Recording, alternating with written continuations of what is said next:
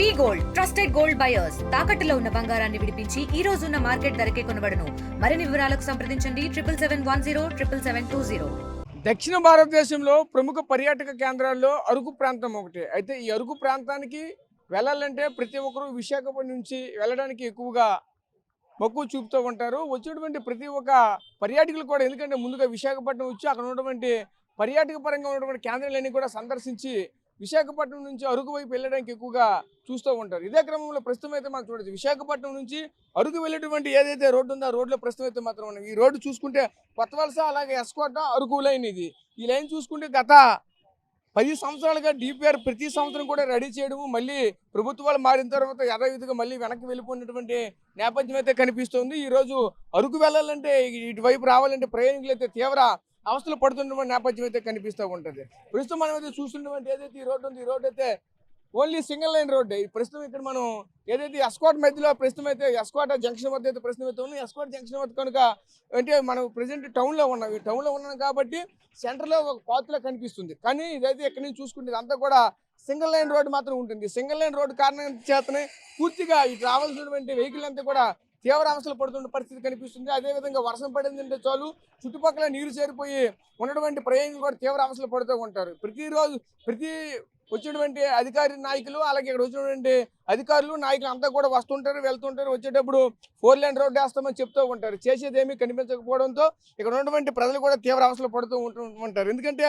ఒక ప్రాంతం అభివృద్ధి చెందాలంటే దానికి రోడ్డు మార్గం అనేది సక్రమంగా ఉండాలి. రోడ్డు మార్గం సక్రమంగా ఉంటే తప్పగానే ఆ ప్రాంతాలు ఎక్కడ కూడా అభివృద్ధి చెందలేనటువంటి పరిస్థితులు అయితే కనిపిస్తూ ఉంటాయి. అయితే మా ప్రాంతాన్ని ఎప్పుడు కూడా అభివృద్ధి చేస్తామంటారు, కానీ కనీసం రోడ్డు కూడా వేసే దుస్థితి కూడా లేదంటూ కూడా స్థానికులు కూడా వాపోతున్న పరిస్థితులు కనిపిస్తూ ఉంటాయి. ఇదే క్రమంలో మనతో మాట్లాడడానికి స్థానికులు కూడా ఉన్నారు. వాళ్ళతో మాట్లాడి మరిన్ని వాళ్ళు తెలుసుకునే ప్రయత్నం చేద్దాం. చెప్పండి పెద్దయినా, మీకు ఈ రోడ్డుకి సంబంధించినటువంటి డిపిఆర్ ఎప్పుడు రెడీ చేశారు? కంటిన్యూగా ప్రభుత్వం వచ్చిన ప్రతి ప్రభుత్వం కూడా ఖచ్చితంగా మేమైతే 4 లైన్ రోడ్డు వేస్తామని చెప్తూ ఉంటారు. అసలు ఈ రోడ్డు కోసం ఎవరు కూడా పట్టించుకుని నాదులే లేకుండా పోతున్న పరిస్థితి కనిపిస్తుంది. ఎలా చూడాలి ఏంటి? గత వైఎస్ఆర్ కాంగ్రెస్ పార్టీ ప్రభుత్వం ఉన్నప్పుడు దీన్ని నేషనల్ హైవే కింద ప్రకటించారు. నేషనల్ హైవే కింద ప్రకటించి NH 516 కింద పెందుర్తి టు అటు అరకు పక్క ఇది 4 లైన్ వేయడానికి ఏర్పాట్లు చేస్తున్నారు. పెందుర్తి టు బొడవర వరకు ప్రస్తుతం ఈ లైన్ వెళ్తుంది.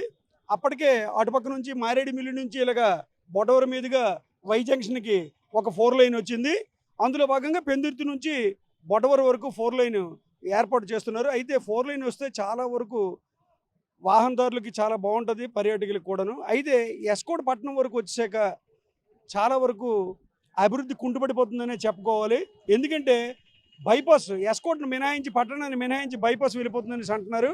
బైపాస్ వెళ్ళిపోతే ఇక్కడ వ్యాపారాలన్నీ కుంటుపడిపోతాయనేసి స్థానికంగా ఉన్నటువంటి వ్యాపారస్తులు, అదేవిధంగా ప్రజలు, పట్టణ ప్రజలు అందరూ కోరుకుంటున్నారు. రోడ్లు అయితే ఎస్కోట్లో అభివృద్ధి చెందలేదు. ఏమాత్రం వర్షం పడినా ముడుకుడులోతు నీరు స్టాగ్నెట్ అయిపోయి నిల్వ ఉండిపోయి చాలా వరకు ఏర్పాట్లు చేయలేకపోతున్నారు అధికారులు కూడాను. కాలువలు అయితే ప్రస్తుతం ఏర్పాట్లు చేస్తున్నారు. కానీ వాటికి కూడా సరైన విధంగా కాలువలు కూడా ఏర్పాటు చేయలేకపోతున్నారని కూడా మేము అనుకుంటున్నాం. ఎందుకంటే కాలువలు వేసిన తర్వాత మళ్ళీ కూడా యథావిధిగా పూర్వంలాగే ఆక్రమణలు కూడా మళ్ళీ వచ్చే అవకాశం ఉంది. ఆ విధంగానే రాజకీయ నాయకులు కూడా లోపల మాట్లాడుకున్న విషయాలు కూడా మాకు తెలుస్తున్నాయి. ఏదేనంటే 4 లైన్ వెళ్తే చాలా వరకు పర్యాటకులకి, ప్రయాణికులకి, ఇక్కడ ఉన్న వ్యాపారులకు మంచిదే. కానీ ఇలాగ ఎస్కోట్ మీదకి వెళ్ళడం లేదు. ఎస్కోట్లో ఉన్నటువంటి వ్యాపార సంస్థలన్నీ కూడా కటింగ్ అయిపోతాయి, ఈ ఆక్రమణలన్నీ తొలగిపోతాయని చెప్పి బాధపడుతూ దీన్ని ఏమొచ్చి బైపాస్ ఇచ్చేస్తున్నారు. అన్ని టౌన్లకి అలాగే బైపాస్ మినహాయిస్తున్నారు. కానీ దీనివల్ల అయితే ఎస్కోట్ పట్టణం మట్టుకు చాలా వరకు అభివృద్ధి కుంటుపడిపోతుందని మేము తెలియజేసుకుంటున్నాం. అయితే ఎప్పటి నుంచో ఈ రోడ్డు వేస్తాం, డిపిఆర్ అవుతుంది అంటున్నారు. ఎప్పటికప్పుడు ఎంతమంది అయితే నష్టపరిహారం, ఎంతమందికి అయితే ఇక్కడ లైన్లో భూములు పోతున్నాయో, ఇళ్ళు పోతున్నాయో వాళ్ళందరికీ కూడా పరిహారం ఇవ్వడానికి మొదట పేర్లు రాసుకున్నారు. వాటి తోలకోవి ఇటీవల కాలంలోనే ప్రారంభిస్తామంటున్నారు, కానీ ఇప్పటికీ జరగలేదు. అదంతా రోడ్డు ఏర్పాట్లు వేరు చేస్తే మటుకు ఈ ఏర్పాటు పర్యాటకంగా బాగుంటుంది. మీరు చెప్పండి, దీన్ని ఏ విధంగా చూడాలి? గతంలో చూసుకుంటే ఇప్పుడు కూడా కొత్త డిపిఆర్ పెడతామంటున్నారు. ఇప్పుడు ఆయన చెప్పేటట్లు ఎవరైతే దానికి సంబంధించినటువంటి నష్టపోయినటువంటి ఎవరైతే ఉంటారో వాళ్ళకి కూడా నష్టపరిహారం చెల్లించడానికి రిపోర్ట్ కూడా తయారు చేస్తున్నారు. మళ్ళీ చూస్తే యథావిధిగా గత 10 సంవత్సరాల నుంచి కూడా ఇలాగే కాలయాపన చేస్తున్న పరిస్థితులు కనిపిస్తూ ఉంటాయి. ఈ ప్రాంతం డెవలప్ అయ్యేది ఇప్పుడు అంటారు. ముందుగా ఎలక్ట్రానిక్ మీడియా వారికి నా నమస్కారాలండి. నేను ఎస్కోట గ్రామంలో జన్మించి ఇప్పటికి 40 సంవత్సరాలు అవుతుంది. నేను ఇప్పుడు ప్రజెంట్ ఎస్కోట శ్రీదేవి మండల ఆటో వర్కర్స్ యూనియన్ ప్రెసిడెంట్గా నేను కొనసాగుతూ ఉన్నాను. గత కొన్ని సంవత్సరాలుగా చూసుకున్నట్లయితే నాకున్న అనుభవం ప్రకారంగా చెప్తున్నాను. 96లో నేను మోటార్ ఫీల్డ్లోకి రంగంలోకి వచ్చానండి. ఇక్కడ ఎస్కోట నుంచి విశాఖపట్నం దారి చూసుకున్నట్లయితే ఎన్నో యాక్సిడెంట్ల జోన్గా జరుగుతూ ఉంది. ఎంతోమంది అధికారులు వస్తున్నారు, ఎంతోమంది ప్రభుత్వాలు మారాయి, ఎన్నో ప్రభుత్వాలు మారాయి. ఎప్పుడు 4 లైన్ అంటారు, 4K లైన్ అంటారు, కానీ వచ్చి కొలతలు తీసుకుని వెళ్ళిపోవడం తప్పించి ఈ రోడ్ని బాగు చేసేది లేదు, చెందేది లేదు. అధికారులు నాయకులు కూడా ఎలక్షన్ టైంలో వచ్చి ఎన్నో హామీలు ఇచ్చి దీన్ని అలా చేద్దాం ఇలా చేద్దాం అంటారు, అభివృద్ధి చెందే పని అయితే లేదు. రీసెంట్గా తీసుకుంటే నిన్న జరిగిన ఈ సంతపేట పిల్లగ్రహం ముందులో ఒక యాక్సిడెంట్ జరిగిందండి. ఆ యాక్సిడెంట్లో కూడా ఒక అబ్బాయి స్పాట్లో చనిపోవడం జరిగింది.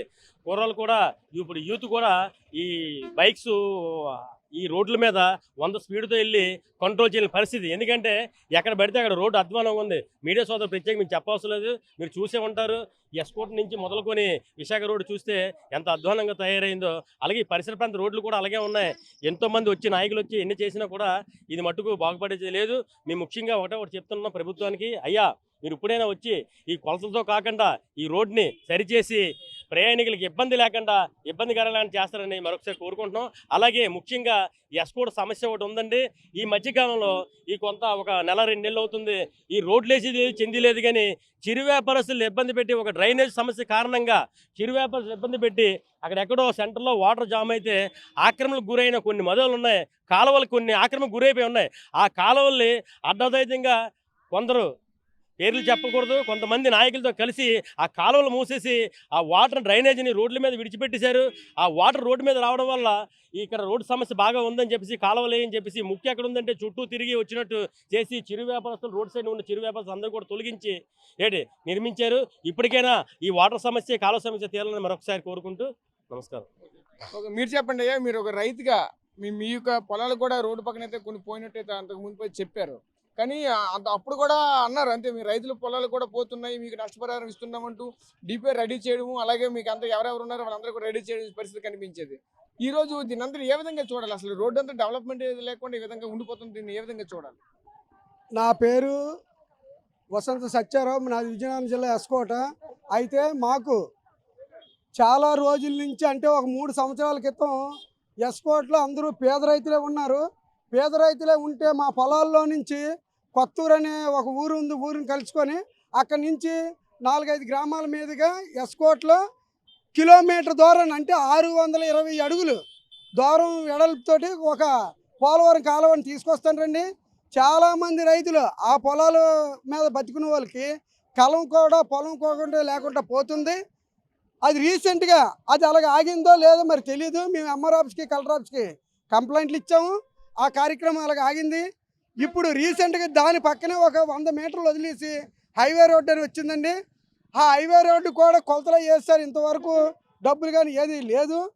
అదే కాకుండా రైతులకి కానీ మేలు చేయాలనుకుంటే గవర్నమెంటు కొత్తూరు నుంచి గవర్నమెంట్ సైటే ఎస్కోట మెయిన్ రోడ్డుకి అటు ఇడుపు చాలా ఒక 100-150 రోజులు రోడ్డు వెడల్పు ఉంది. ఆ రోడ్డుని వెడల్పు చేసి ఎస్కోట మెయిన్ రోడ్డు మీద కొత్తూరు నుంచి డైరెక్ట్గా మెయిన్ రోడ్డు మీదుగా అరకు వెళ్ళిపోవడానికి 150 అడుగులు 200 వరకు ఉంటుంది, గవర్నమెంట్ సైట్ ఉంటుంది. ఆ రోడ్ని వెడల్పు చేసి డెవలప్ చేసినతో అవతల రైతులకు కొంత మేలు చేసిన వాళ్ళు అవుతారు. అలా కాకుండా ఎస్కోట్కి మేలు చేసిన వాళ్ళు అవుతారు, రైతులు మేలు చేసినారు. ఆ వెడల్పు చేస్తే ఇప్పుడు చిరు వ్యాపారస్తులు కూడా రోడ్డు వెడల్పు అయిన తర్వాత వాళ్ళు వ్యాపారాలు చేసుకోవడానికి ఇబ్బంది ఉండదు. అలా కాకుండా ఏం జరుగుతుందంటే రోడ్డు ఇరుకైపోయి రోడ్డు మీదకి వ్యాపారస్తులు రావడం, వీళ్ళంటే జరగండి అని అనడం. ఈ మధ్య ఎస్కోట్లో రోడ్లన్నీ కూడా చాలా అధ్వానంగా ఉన్నాయి. దయచేసి మెయిన్ రోడ్డు మాత్రం కొత్తూరు నుంచి ఇక్కడ బొడ్డవారి వరకు ఈ మెయిన్ రోడ్డే వెడల్పు చేసించో ఎవరికి కూడా ఇబ్బంది జరగదు, గవర్నమెంట్ సైటే ఉన్నది. కావున దయచేసి మెయిన్ రోడ్ని వెడల్పు చేయవలసిందిగా కోరుచున్నాము. సో చూసాం కదా, ఇక్కడ ఉన్నటువంటి స్థానికులు కూడా ఒకటే కోరుకున్న పరిస్థితి కనిపిస్తుంది. ఏదైతే మనకు కనిపిస్తున్నటువంటి ఈ రోడ్డు ఏదైతే ఉందో ప్రస్తుతం ఈ రోడ్డే ఇక్కడ కొత్త వలస నుంచి ఒకవైపు అరకు వరకు వెళ్ళేటువంటి ప్రధానమైనటువంటి రహదారి. ఈ రహదారి అయితే ఇప్పుడు ఓన్లీ సింగిల్ వే కావడంతో పూర్తిగా ఇబ్బందులు పడుతున్నామంటూ చెప్పుకోవాల్సిన నేపథ్యం అయితే కనిపిస్తుంది. ముఖ్యంగా మనం చూడవచ్చు ఇక్కడ స్థానికంగా ఉన్నటువంటి రైతులు ప్రజలు కూడా ఒకటే కోరుతున్నారు. ఈ రోడ్డు కోసం అయితే ఇప్పటికప్పుడే డిపిఆర్ అయితే రెడీ చేస్తున్నారు. డిపిఆర్ రెడీ చేయడం తప్ప కానీ దీనికి సంబంధించిన కార్యాచరణ ఏది కూడా ముందుకు వెళ్ళట్లేదంటూ కూడా చెప్పుకోవాల్సిన నేపథ్యం అయితే కనిపిస్తుంది. ఇదే క్రమంలోనే ముఖ్యంగా చూస్తే ఏదైతే దీనికి ఇక్కడ నుంచే ప్రధానంగా వాళ్ళకైతే రోడ్డుకి ఇరువైపులో ఉన్నటువంటి ఇల్లు కావచ్చు, అలాగే రోడ్డుకి ఇరువైపులో ఉన్న రైతులతో పొలాలు కావచ్చు, వాళ్ళకి సంబంధించిన నష్టపరిహారం కూడా చెల్లిస్తామంటూ ముందుకు వచ్చేటువంటి కాంట్రాక్టులు కూడా పూర్తిగా వెనక్కి వెళ్ళిపోతున్నారు. ప్రభుత్వం కూడా వెనక్కి వెళ్ళిపోతుంది. కానీ మా ప్రాంతం అయితే మాత్రం పూర్తిగా అభివృద్ధి చెందట్లేదని చెప్తున్నారు. అదే కాకుండా ఈ రోడ్డుకి అనుసంధానంగా ఉన్నటువంటి రోడ్లన్నీ కూడా పూర్తిగా అస్తవ్యస్తంగా ఉన్నాయి. అసలు ప్రభుత్వాలు అయితే మాత్రం పూర్తిగా పట్టించుకోవట్లేదంటూ కూడా మరొక వైపు అయితే వాపోతున్న పరిస్థితి కనిపిస్తుంది. ముఖ్యంగా చూసుకుంటే ఈ ఉత్తరాంధ్రలోనే ముఖ్య పర్యాటక కేంద్రంగా ఉన్నటువంటి ఏదైతే అరకు ప్రాంతం అంటే అభివృద్ధి చెందాలంటే ఈ రోడ్డు ఖచ్చితంగా 4 లేన్ రోడ్డు అయితే తప్పకుండా అభివృద్ధి చెందంటూ కూడా మరొక వైపు చెప్పుకోవాల్సిన పరిస్థితి కనిపిస్తుంది. ఎందుకంటే అరకు ప్రాంతం అనేది ప్రపంచ స్థాయిలో ప్రఖ్యాతిగాంచినటువంటి ఒక ప్రాంతం. ఈ యొక్క పర్యాటక ప్రాంతంకి అయితే మాత్రం సరైనటువంటి రోడ్డు మార్గం లేకుండా వెళ్ళేది ఎలా అంటూ కూడా మరొక చెప్పుకొస్తున్నారు. ఎందుకంటే ఖచ్చితంగా విశాఖపట్నం అయితే మాత్రం శరవేగంగా అభివృద్ధి చెందుతుంది. ఆ విశాఖపట్నం నుంచి ఇటువైపు వెళ్ళాలంటే ప్రతి ఒక్కరు పర్యాటకులకు కూడా ఈ యొక్క రోడ్డు ఈ రోడ్డు మాత్రమే మార్గం అయితే ఒకే ఒకటి ఉన్న పరిస్థితి కనిపిస్తుంది. ఈ మార్గం కూడా వెళ్ళాలంటే ఖచ్చితంగా ఈ రోడ్డు మాత్రం ఖచ్చితంగా అభివృద్ధి అయితే చేయాలి. అభివృద్ధి చేయని పక్షాన్ని అయితే మాత్రం ఇక్కడ పర్యాటకులు ఈ ప్రాంతంలో ఉన్న ప్రజలు కూడా తీవ్రంగా ఇబ్బందులు ఎదుర్కొనే పరిస్థితి కనిపిస్తున్నాయి. ప్రస్తుతం ఇది ఇక్కడ ఎస్క్వేర్ టు విజయనగరం వెళ్ళడానికి ప్రధానంగా ఉన్నటువంటి ముఖ్యంగా చూసుకుంటే ఏదైతే ప్రస్తుతం ఇది ఇతర విశాఖపట్నం టు అరకు ప్రాంతానికి వెళ్ళినటువంటి ప్రధాన రహదారి యొక్క పరిస్థితి. Camera person Naidu Rajesh RTV Vizianagaram నుంచి. తెలుగులో న్యూస్ కి ఫాస్టెస్ట్ యాప్ ఇప్పుడు టోటలీ న్యూ అవతార్లో జస్ట్ 5 seconds లో కంప్లీట్ న్యూస్. సోషల్ మీడియాలో ట్రెండ్స్ కి one stop solution. Live TV app voice search option తో ఇప్పుడే డౌన్లోడ్ చేయండి లేదా అప్డేట్ అయిపోండి. యాప్ లింక్ డిస్క్రిప్షన్ లో ఉంది.